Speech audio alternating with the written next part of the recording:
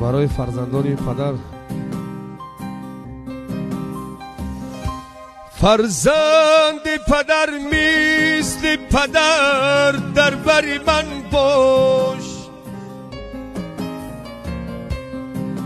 ای خیر من زر شام و سحر گوهری من باش. فرزند پدر جان بکند بهر تو قربان،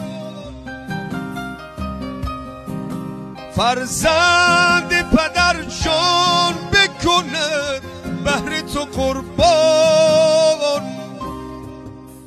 با مهر و وفا بال منو شهپر من باش، فرزند پدر مثل پدر در بر من باش.